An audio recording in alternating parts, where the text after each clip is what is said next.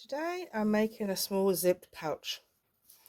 I have an 8-inch zip here.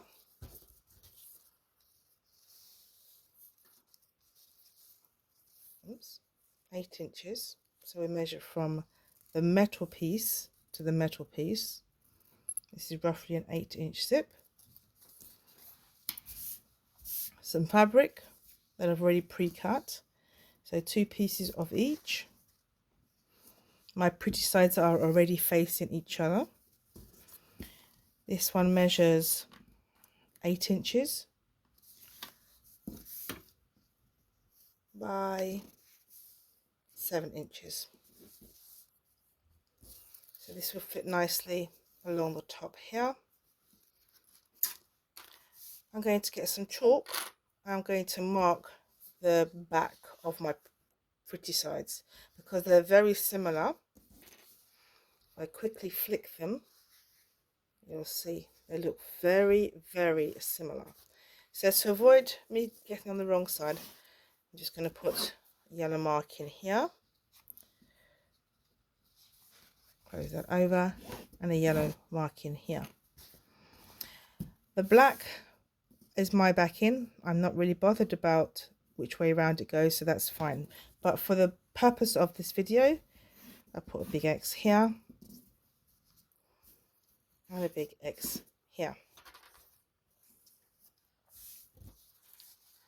I'm also going to use sewing clips. I prefer clips over the pins, but if you only have pins, they're absolutely fine. So the first thing we're going to do is take away one of the fabrics, one pretty fabric and one lining fabric. So now you can see I have the back. I'm going to put that down there. That's the back, that's the front. Now with our zip, we have a front and a back. So to apply the zip so that we do what I call a butterfly, where one side is the same as the other, we're going to do this. We're going to fold our zip in half because I want to find the center, and I'm going to snip tiny cut here. So I'm not doing this. I am going to do that. Barely anything, but a small V. I'll repeat on the other side. Make it a tiny bit bigger this time.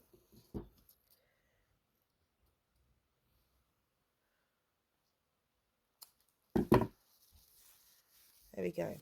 That's the center of my zip. Now I'm going to find the center of my fabric.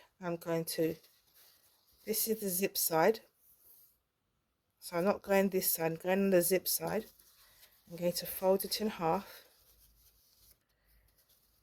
like so. And I'm going to repeat what I've just done.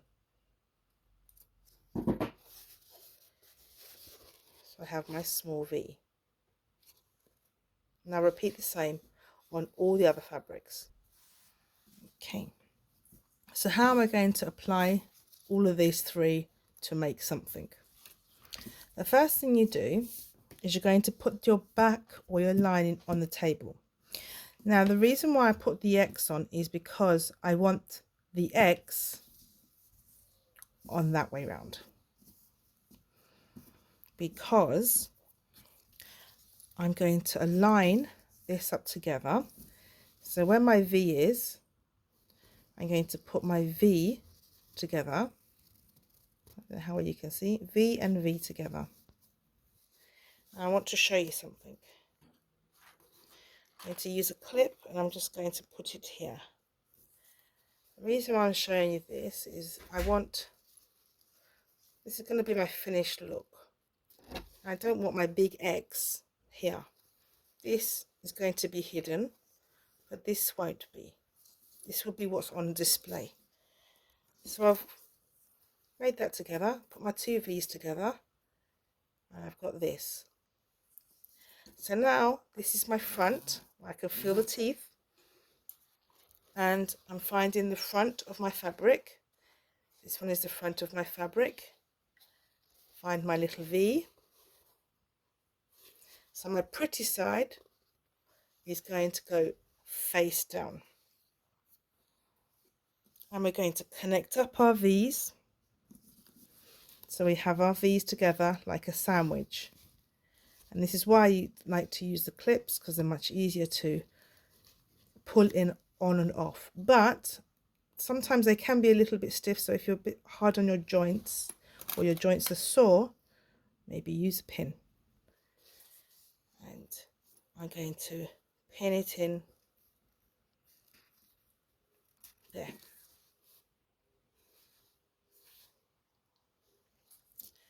So just to make sure I've done it correct, I'll take away the peg, I'll replace it with a pin so we can pretend that I've sewn it.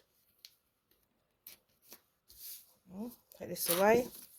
So here is our sewing done. Before I do the actual sewing, I'll always double check. So I open it out, and here, this is my front. It's nice, no X's on it. My zip is here. You feel it here at my fingernails.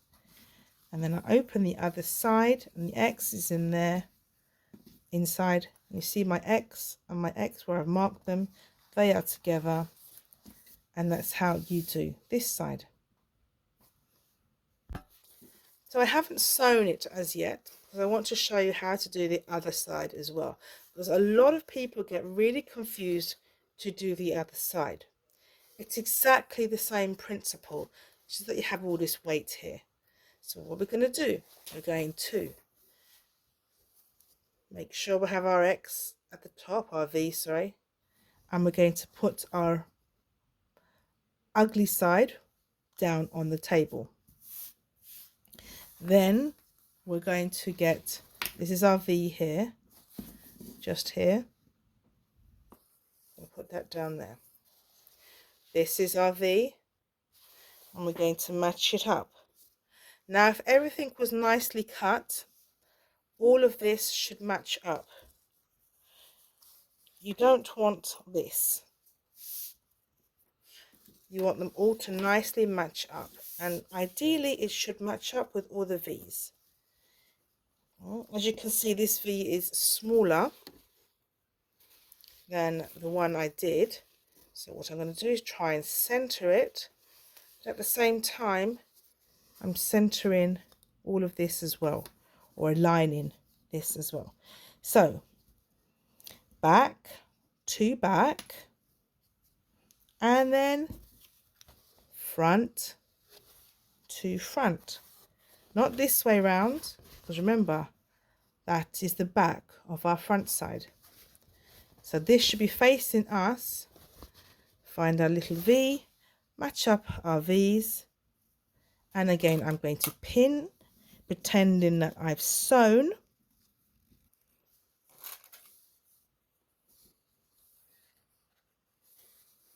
And now, if all is done correctly, you should have what I call the butterfly.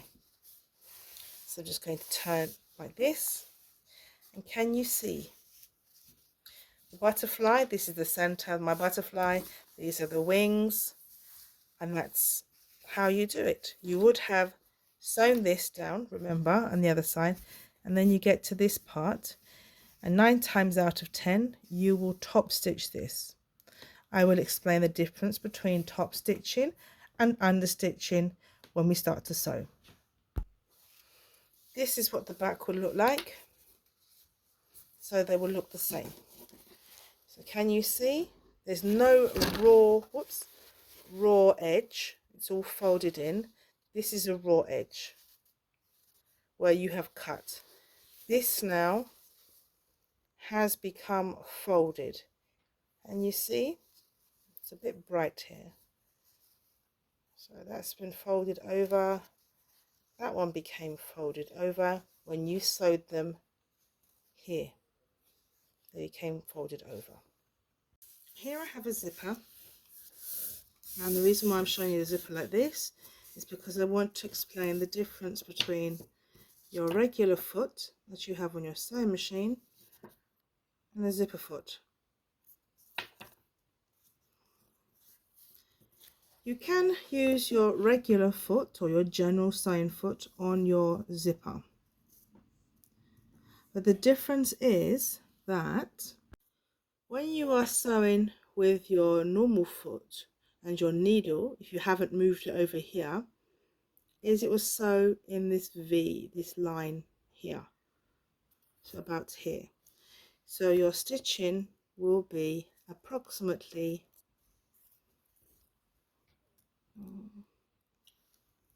here. Most easiest thing. Let me go and get a pen.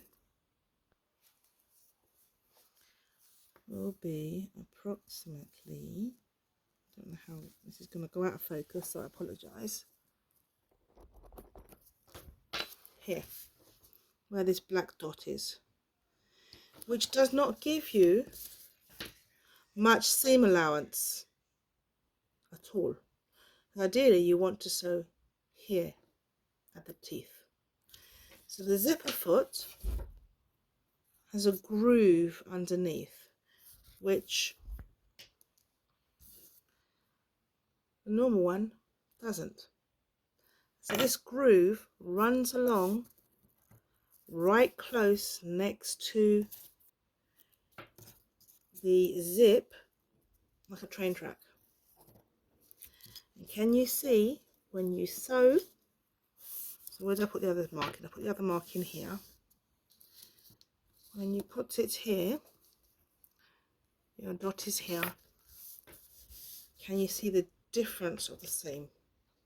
This would just catch it, but give you more display of a colour, whereas this would give you all your teeth, but hardly any, a little bit of colour, depending on how closely you sew here. But your idea is to be closer. On this style of zipper foot, you have to choose either to work on this side or this side. So if I have my foot attached using this part of the bar, because you can't put it in the middle, choose one side. It will go close to my teeth, and that's the direction that I wanted to sew. Whereas if I choose the other side, you can see, my pin, I'm going to sew here, and you're going to be very frustrated. So 9 times out of 10, I am choosing the left side because that is how I'm going to put it into my machine. So I'm going to disconnect the foot, which on my machine I just pop down like that. And I'm going to connect to this side as I stated. So I'll just pop it back on like that. And now I'm going to start my sewing. And you can sew either side. You can do it this way round, or you can do it that way round, whichever is easiest for you. But I personally do not like to start sewing where the head is. It's too much to start with. So I'm going to work on the other side. So here we go. So as you can see, this is how I'm putting my fabric in. I'm going to start here. Here's underneath. So I've got my pretty side here to my zip, which is the front, and at the back. I'm just going to try and keep my sandwich as best I can. So I don't want to be doing this. It's very bright here. This is not the look we're going for. This is the look we're going for, where we have them very much together. So I'm here now, and I'm going to start sewing. Now if you start sewing and you hit the metal piece, well, you will break your needle. So I like to go either just a little bit out, just a little bit past the metal piece, so not so close, and start there, or just jump past the metal piece and slowly introduce my needle into the fabric, just so I know it's not going to hit the metal piece. So when I've sewn this down to about halfway, I'll explain how to move the zip head past here.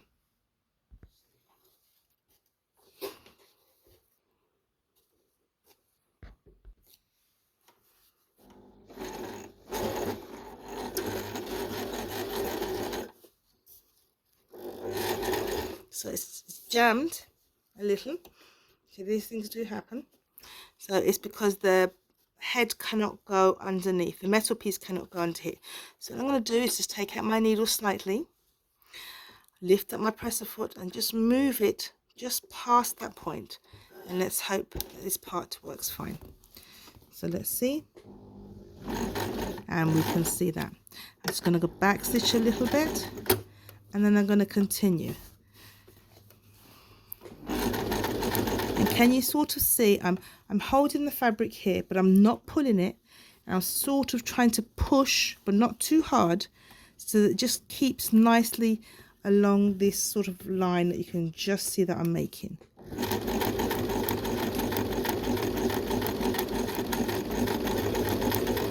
So I'm more than halfway now. And I'm going to stop.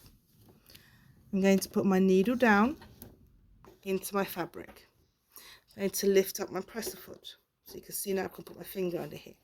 I'm going to go in between my fabrics and find the zip head.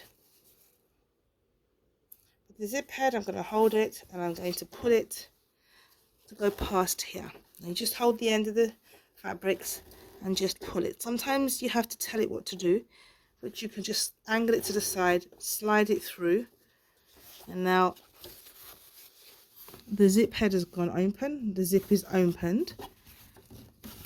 So we put our zipper foot back down and we continue sewing to the end.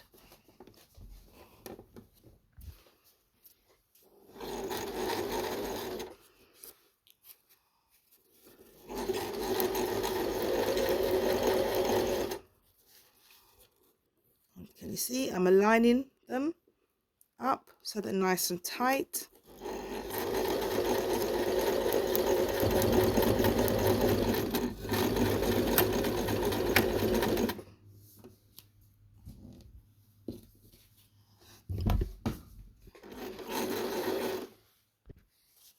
Now there is one side done. Can you see it's nice and tight? I have a nice seam allowance here. When I open this out, this is nice and tight against the zip. Can you see? There's a tiny bit of colour, but that's absolutely fine. But you can see I don't have it sewn here, which would cause this to just peel very easily. So what I would normally do is sew the other side at the same time, and so we're in the same position. But for the next piece, I'm just going to show you two things. So I want you to imagine that I've sewn this side as well. So I'm just going to keep this one out of the way. Found a sharper pin. So I'm just going to close my zip. Now, imagine my pin, let me find one that's a bit more of a colour, is going to be my sewing. Now if I want to top stitch all down here, I'm going to have to, whoops, I sewed all this together. Okay, let's recap. So I'm here, my X from my back of my fabric and the top of my fabric. If I'm going to top stitch, I'm going to connect all of this together. So I've sewn through the top, and through the bottom, so that they're both visible on both sides. If I want to understitch, I'll take away my top one, leave it to the side, but I will still go through here, the layers, and through the back. So that's my sewing. My sewing will still be visible on the other side, but when I've closed this over, there is no sewing here. Now when I'm making things, I prefer top stitching. One, it's a nice finish and you use a longer stitch length, or you can use a different colour even. The other benefit of having a top stitch is you have secured the top away from the zip, so it's not going to get caught like this, and the back is caught as well. So you do two things at once. You catch both and you give an additional security of pullage and less likely to be pulled. For your top stitching, you do not have to use the zipper foot. You can go back to your regular foot and run it alongside your zip teeth, and the stitching will be about here. So when I go to do the top stitching, I'm going to change back to this foot. I'm going to change my stitch length to a 3 or a 4 and just sew over this, because it's slightly decorative as well as being a security feature, in the sense that, you know, when you're pulling on this, it holds things out and you don't catch your thread or material underneath. Whereas if you use the smaller stitch length, you can still use the smaller stitch length, but it would look nicer on a longer stitch length. So let me show you. Before I start sewing, what I want to do is I want to pull the underneath nice and taut. It's nice and strong, taut. And then I'm going to put the top over and pull that taut as well. And then I'm going to pin my fabrics together. What this does, or the benefit of this, is it's pulling the two fabrics as much as away from the zip as it can, and will stop underneath as you're sewing bulging. You're thinking, oh yeah, you're doing fantastic, it looks good, and then you take it out, but you've caught all of this underneath. So by keeping it taut like that helps.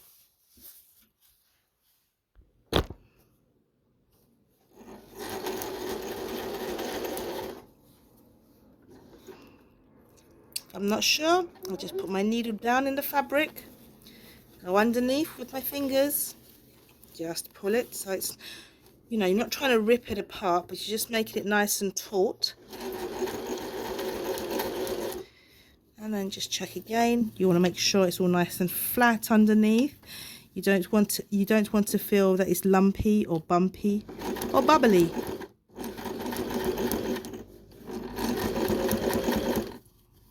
So I'm coming to the end now. I've got this head here.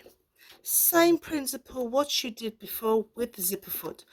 Put the foot down, lift it up, get your zip, slide it past, put your foot back down, carry on sewing.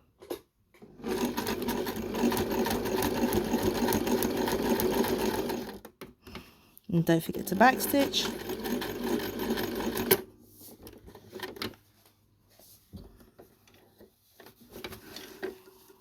And there we're done. And so now that is the look I created. I'm quite happy with that. I'll just check here. There's no excess fabric. That's all lovely top stitch, and I'll repeat all that I've just done on the other side.